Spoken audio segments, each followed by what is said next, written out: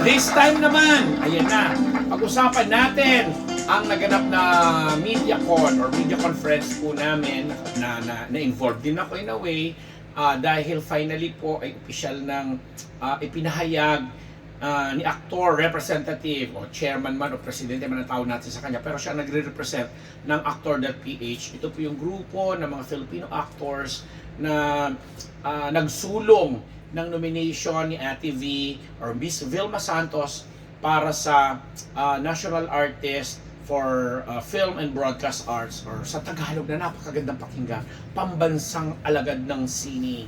Ito po ay naganap last June 28 sa Manila Hotel, kung saan kasama po natin ang mga pinagpipitaganan po nating mga colleagues sa multimedia, sa mundo ng telebisyon, print media, mga vloggers, social media influencers, at iba pa mga supporters ni Ate V na inimbita po namin. Ako, nag-imbita rin po ako sa ngalan ng core group po namin. Ito po yung core group na bumubuo ng mga iba't ibang organisasyon talaga, ng mga colleagues din sa industriya na nagmamahal kay Ate V. Kami po yung grupo na sa simula't simula pa lamang ay itinayo na ito para sa goal na maisulong ang nomination ni Ate V. At ako nga po ang inyong lingkod. Ako na hindi magbubuhat na ako ng sariling bangko.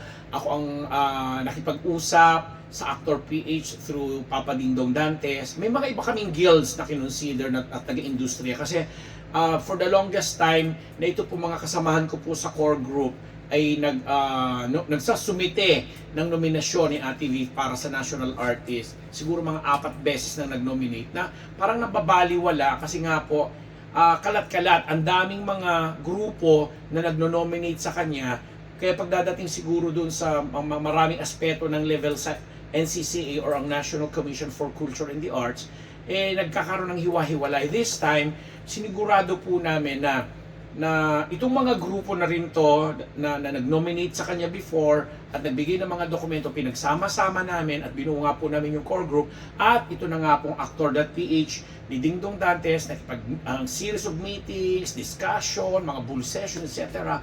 Prinisent namin sa kanya, at ang maganda, agad-agad po nag-respondi po itong si Mr. Dingdong Dantes at prinisenta po niya ito sa kanyang General Assembly, sa kanyang mga opisyales. Kabilang po dyan si Piolo Pascual, Iza Calzado, Agot Isidro, Charipay Picache, Jasmine Curtis Smith, Alden Richards, at Maylin Dizon, at marami pang iba.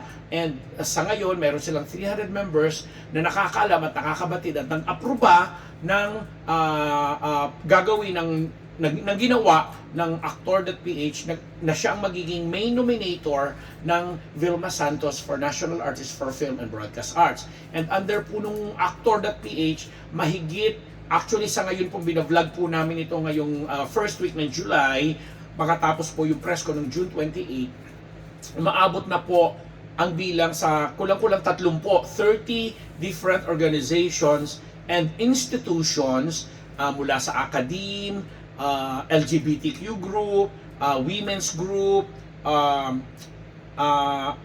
NGOs, tapos meron din po mga LGUs, at napakarami pang iba't ibang organisasyon at guilds within the industry ng television and movies na talaga pong nagbigay din po ng suporta via attaching or submitting their letter of endorsement na sinusuportahan po nila yung nomination ng Actor.ph ni Dingdong Dantes and Company doon sa ginawa po ng pagsumite nung nakaraang June 27 mismo sa opisina ng NCCA, na ako, nakisali din ako doon, naki-emote din, ganyan-ganyan. Talaga sinigurado po namin na lahat po doon sa checklist ay naisumite dahil na-meet po ang lahat ng criteria. Oo, kasi kaklaruin ko lang kasi syempre may mga konting intriga pa rin na kumakalat.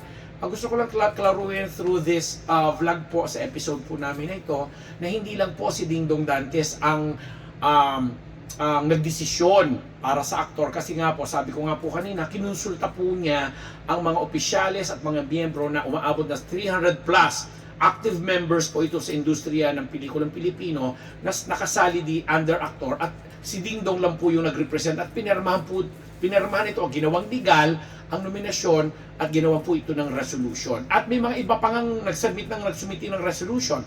Ako po sa panig ko bilang Ambet Nabos at isang Vilmanian, nakalikom po ako, nakakuha po ako ng mga endorsements mula po sa aking mga kaibigang organisasyon. Trinabaho ko po ang pag-encourage o pag-inganyo na magbigay ng letter of endorsement nila ang kagaya ni Congressman Joey Salceda ng 2nd District ng Albay, si Congressman Adan Fernandez ng Santa Rosa, ang Pare Foundation, ito po yung Metro Manila Association of Retired Educators and Retiring Educators sa pamumuno po ni dating USEC Undersecretary ng DepEd na si Attorney Tonesito or Tony Umali. Kasama po niya dyan si Sir Jesus Mateo na naimbitahan ko nga rin po in may capacity na masamahan po si Dingdong Dantes during the press con at masagot yung mga katanungan ng mga kasama po sa multimedia na nandoon nga po that time. And ako nga po isa sa mga nag-host din ng programa. Kasama ko po ang napakahusay at magandang si Mrs. Stephanie Ongkiko na napag-usapan doon at nilatag ang mga iba-ibang mga kung anong mga rason kung bakit aktor ang nag-nominate at ano ang mga nakita ng aktor, ano mga pinag-aralan nila. But still, dito po sa vlog na to, bigyan nyo na po ako ng pagkakataon na mapasalamatan ang mga nakasama ko po sa core group. Sa pamumuno po yan ni Mr. Jojo Lim ng VSSI, ni Professor Ed Piano mula sa UP, ni Professor Tots Aguila mula naman po sa UST, at may si Ricky Abad at mga ibang pangalan na ngayon na hindi ko muna po babanggitin for the simple reason na may mga trabaho po sila at sila gusto nila behind the scene na lang po sila, at ako po ang inyong lingkod at iba pa pong mga supporters po namin ng mga Vilmanians na naka-base po abroad. Yan, kaya gusto kong banggitin po sila kasi ito pong grupo ng core group po, sabi ko nga sa pamumuno ni Jojo, talagang kinarir ang pagkuha ng mga dokumento, mga pictures, mga printed articles, mga movie reviews, photos, posters, mga lumang videos na ano pa mula sa Betamax, VHS, mga ganun pa na transfer sa USB para mag sa kasalukuyang platform ngayon ng mga sa digital, alam mo 'yon, para mas madaling ma-review.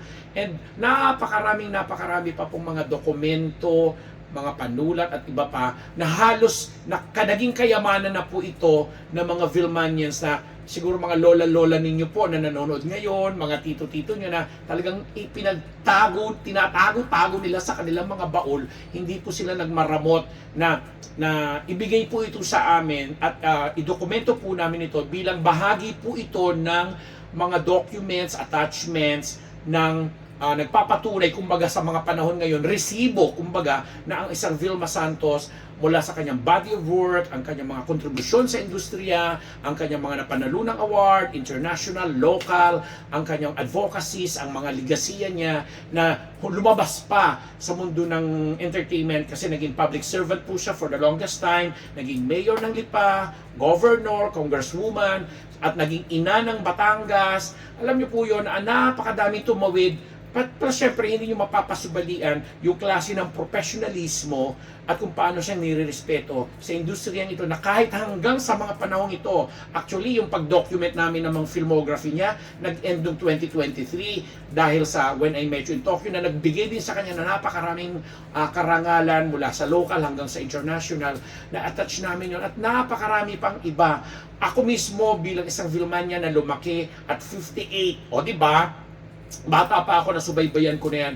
Ako mismo may mga lumang-luma din na mga clippings, kaya nagpapasalamat ako doon talaga sa may mga clippings at naitago pang memorabilia na sa dami-dami ng pinagdaanan, mga bagyo at kung ano sunog dyan, kung ano, pero na-preserve po nila.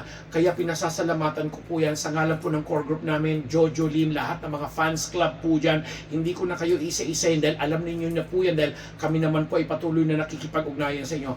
Maraming salamat po at sobrang nga pong na-amaze ang Actor.ph, sa dami ng dokumentong pinag-aralan nila, ginawa nila pong basehan upang sila nga ang numero unong maging nominator ni Miss Vilma Santos, ang ating Star for All Seasons, para sa National Artist for Film and Broadcast Arts, or magiging pambansang alagad soon. Nomination pa lang po ito, hindi pa ito award o parangal. Pero this time po at least na organisa, na centralize kumbaga ang lahat ng mga pangangailangan para po maitaguyod natin at maisulong ang nominasyon na to sa NCCA, na ayon nga po sa NCCA or ang National Commission for Culture and the Arts ay may mga pagdadaanan pang proseso ang nominasyon na yan. In fact, nagtapos po ang deadline noong June 30, and after June 30, kukuha po ang komisyon o mag-hire po ang NCCA ng isang research group, non-partisan, non-government, hindi bias, na siyang tatalaga nila na para pag-aralan ang mga dokumento, lahat ng mga attachments ng ibinigay or inilagay ng mga nominees, hindi lamang dito sa aspetong binabanggit ko, kasi meron pong ilang disciplines na tinatawag ang NCCA na binibigyan po nila ng parangal kada 3 taon. At ito nga po yung nandiyan dyan ang literature, music, dance, architecture, visual arts, ang film nga and broadcast arts, at marami pa pong iba. May mga iba pa. So, sa dami ng mga kaya po tatakbo ng 6 na buwan ang pagsala, pag-verify, pag-validate nung mga detalye, nung mga papeles, dokumento na inattach po dun sa nomination. Di ba doon pa lang 6 months na ang itatakbo, and then after that, pag na-validate po yan, na-verify na hindi yan fake, totoo lahat ng mga sinubmit na yan, lahat ng report, lahat ng mga dokumento, mga movie reviews at kung ano pang nandiyan dyan, ay hindi fake, doon tatakbo again, kukuha uli, tatakbo uli ng 6 na buwan, para naman doon sa 3 level na pagdadaanan. Yan na nga po yon. Yung level ng nomination na bubuin po ito ng lahat po ng mga NCCA commissioners or kanilang mga itinalaga ng mga opisyal ng NCCA, kasama ang CCP or Cultural Center of the Philippines at iba pang may kaugnayan doon sa grupo ng NCCA para again, diskusyonan, pagtalunan, i-evaluate uli o re-evaluate ang lahat ng mga proseso, ang lahat ng mga nanggaling po sa kanilang research group. 6 na buwan din po ang itatakbo niyan dahil 3 level po yan. Kumbaga sa thesis, meron pong mga tatayo doon sa NCCA para idepensa ang mga nominadong artista o nominadong artist or alagad ng sining sa iba't ibang larangan. Again, after po noon, pag may resulta na, isusumiti po yun ng NCCA sa opisina po ng Presidente ng Pilipinas, dahil nabuo naman po talaga itong National Artist for Culture and the Arts under Proclamation Decree 1001 noong 1972, nung ang presidente pa natin ay si dating Pangulong Ferdinand Marcos, na yun nga yung naging tradisyon na. So ang presidente po, pag binilagay after 6 months, 1 year na natapos natin, at isusumiti na po ng NCCA yung resulta, ang presidente pa rin po ay may kapangyarihan na i-reject o hindi numbrahan, hindi permahan yung ibinibigay or yung naging resulta na ibinigay sa opisina niya ng NCCA. Yun po yung kapangyarihan ng presidente. So, ang dami pa rin prosesong pagdadaanan. Ang napakarami pa rin mga anong tawag dito? Kung dadaan talaga sa butas ng karayom bago katanghaling national artist o pambansang alagad ng sining. Kasi nga talaga, lalo ngayon na usong-uso ang digital platform, ang social media, na ang bilis-bilis makakuha ng mga impormasyon, mga dokumento. Kaya pinag-iingatan po ito ng mga ahensyang may kinalaman sa pagsala, pag-review, pag-verify, pag-validate, pag-evaluate ng mga work of art, body of work, contribution, at kung paanong naging isang paragon, sabi nga ni Dingdong Dantes, ng kultura at ano ang mga ambag at anong mga naiambag na mauhusay magaganda para yung imahe mo bilang isang alagad ng sining sa larangan na kinabibilangan mo ay umangat at makatulong hindi lamang sa isip at puso ng bawat Pilipino, hindi lamang sa aspeto ng edukasyon, kundi sa pangkalahatan dahil po imahe po ng bawat Pilipino ang nire-represent din po nitong tinatawag po natin mga pambansang alagad ng sining. O di ba bongga? Yes! Kaya nga po ang inyong lingkod, talaga namang na nakipag bardagulan kumbaga, ang daming oras namin ginugol dito. Dahil unang-una bilang Vilmanian or Vilmate, syempre pagmamahal po namin sa aming hinahangaan at nirerespetong actress, legend, icon ng industriya, at naging inspirasyon ng makaramihang mga Pilipino na nakakakilala sa kanya noon hanggang sa ngayon. Kaya nga po itong suporta po namin, ako personally, kaya nga po dito sa vlog ko, sarili kong social media vlog, ina-anunsyo ito at kinikwento po sa inyo para naman po yung po mga future generation po natin na may mga ganyang adhikain din or mga ganyang gawain na gustong isulong ay makapulot ng kahit papanong konting impormasyon at edukasyon dito sa natututunan po namin at ginagawa sa kasalukuyan. O di ba po? So Ate V, maraming salamat sa lahat ng mga fans clubs. Bambagitin ko ang VSSI, ang Sylvie, at marami pang iba, yung mga nasa abroad, lalong-lalo na yung mga na-interview ko dyan na naging bahagi ng dokumentaryo na ginawa ko at na-isumiti namin bilang isa sa mga video support na aming sinumiti sa NCCA.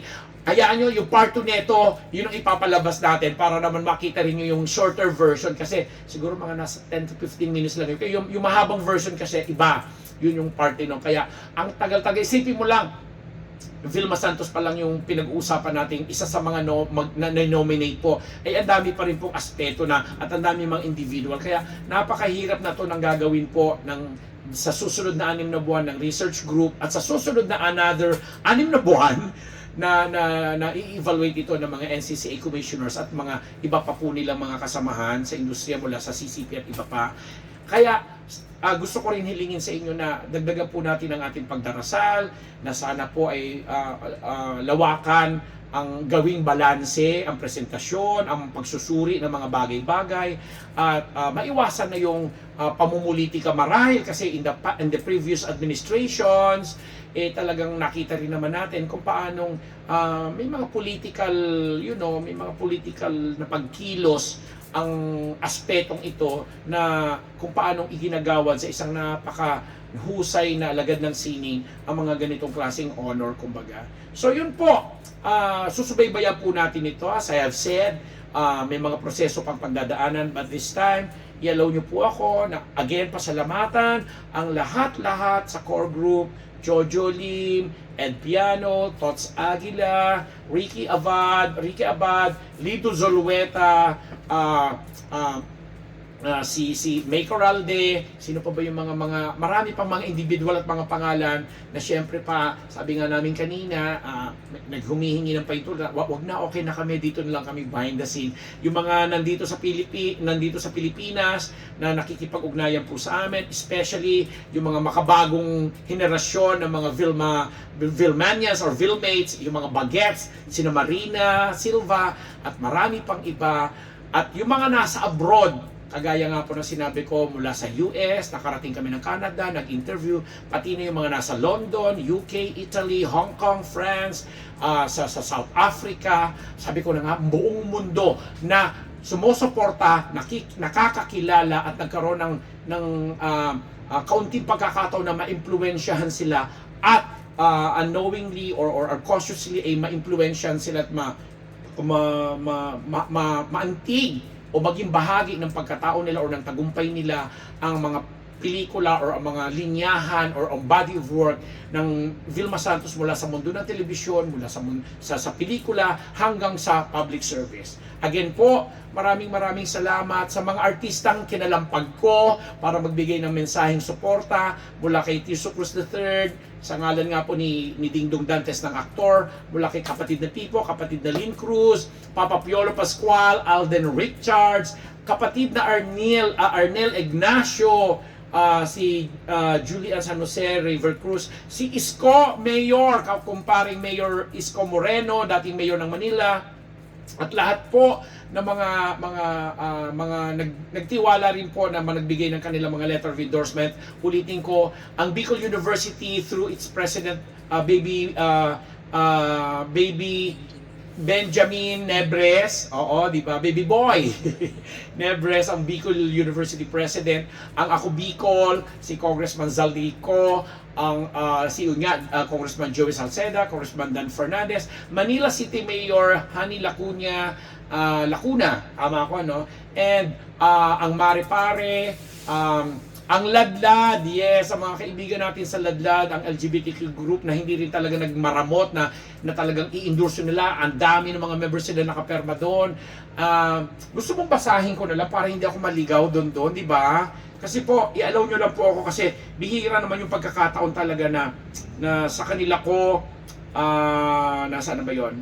Kasi, iyan, umpisahan ko po uli, batiin ko ang Philippine Association of State Universities and Colleges through Mr. Terso Ronquillo, UP College of Mass Communication, UP Diliman, through Dean Fernan Paragas, Bicol University through Baby Boy Benjamin Nebres III, ang BU President, FDAP, Fashion Designer Association of the Philippines through Mr. Gil Granado, House of Representatives Congressman Danilo Ramon Fernandez ng Santa Rosa, Laguna, SOFIA or ang Society of Filipino Archivists for Film through Ms. Rosemary Roque, ang UST Department of Communication and Media Studies, ang Metro Manila Association of Retired and Retiring Educators through former DepEd USEC Attorney Tonicito Umali, Multimedia Press Society of the Philippines Incorporated through your own lingkod, ang presidente po ako, Ambet Nabus, with our chairman, Jun Nardo, Ladlad, Bukas Isip, Bukas Puso,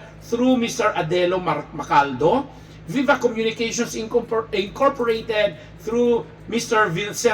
Vicente Del Rosario Jr., and 100 Islands Film Festival or HIFF through Ms. Raquel Rivera Rarang, Montañosa Film Festival through Sir Ferdinand Jan Balanag, VSSI Vilma Santos Solid International Incorporated through Jojo Lim, Association of Millennials for Vilma Santos through Marina Balaon Silva, Vilma Santos Rector for the Star for All Season Group, SFAS through Miss Julie Hogland, Silent Incomparable Legit Vilmanian International Rasilvi through Sir Marcelino Dumlao, and Friends Forever Vilmanian kay Sir Bernardo Izon, VSFFI Vilma Santos Friends Forever Incorporated through Sir Willie Fernandez. Andiyan nga po uli ang Manila City Mayor Hani Lacuna, Mapua University Digital Film Program, ang Regal Entertainment, ang Star Cinema ABS-CBN, Ms. Charo Santos, ang GMA7 Network, ang Ako Bicol Party List, ang Bantayog Film Festival ng Camarines Norte. Taray, Diyos mio. Ito yung Bantayog, di ba naging awardee po ako ng Bantayog. Maraming salamat ng kanilang ika-100 years. And sandali pa, marami pa na kailangan nating bigyan ng pasasalamat, i-acknowledge dito kasi nga po without them, kung hindi rin po siguro mas magiging matagumpay or magiging maayos. Nasabi ko nga namin, mas naging centralized ang ating pagbibigay nominasyon sa ating pinagpipitagana na Star for All Seasons, si Miss Vilma Santos. Diba, nakakatuwa, nakakaano, ikaw doon, diba, lumaki ka at your age now, na 49 years old ka na, charot, 49 ba, whatever, na nasa ganyang edad ka na, yun na ang kinalakihan mo, diba, at marami pa pong iba. In fact, ako, ibabrag ko na rin po ang aking anak, na si Neo, who is 13 years old now, isang contract star ng Star Pop under ABS-CBN Music, rap artist, at minamahal na inaanak ni Ate V since baby pa lang kagarga ngayon, kasama na po namin sa mga ganitong gawain, sa ganitong mga asignatura, etc. Yun lang talaga ang masasabi ko, So, ang saya lang po na sa ganitong pakiramdam, sa ganitong mga pagkakataon, ay talaga sigurong tama ang sinasabi ni na kapatid na Tirso Cruz na it's about time, maybe dumating yung tamang panahon para kay Ate V, para alam mo yon na na finally sa dinami-dami ng pinagdaanan, ito na yung natatamang panahon or natatanging panahon para sa kanya naman ibigay, dahil hindi na pinag-uusapan yung deserving ba or whatsoever, dahil nga sabi nga namin na meet lahat ang criteria. At ito mga binanggit namin mga organisasyon sa pamumuno ng Actor.ph, sa liderato ng isang Dingdong Dantes, talaga namang hindi naman basta-basta na lang isinulat yung nominasyon na yan or inaprubahan or tinanggap, dahil nga po dumaan din sa napakarami ring proseso at pinag-aralan din po nila ang mga sinasabi nating kontribusyon, yung impact, yung cultural importance, relevance, etc., etc., ng mga gawa ng gawang sining ng isang Vilma Santos na nag-translate at nakaapekto sa bawat Pilipino dito man o sa ibang panig ng mundo.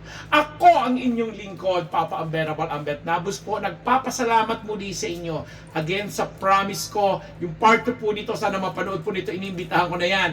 Yan sina Edwin Josue, si Tony Rose Ramos, Merly Sales, si kapatid at kaibigan Jeric De Lucientos, si Miss Rhea Revilla at ang kanyang asawa, si Vic, at marami pang ibang nakapanayam ko, magiging bahagi ng dokumentaryo na mapapanood po ninyo na ang titulo nun ay The Evolution of Vilmanians Road to National Artist. Ang taray! Yun lang po. Maraming salamat. Ambet Nabus, nagpapasalamat!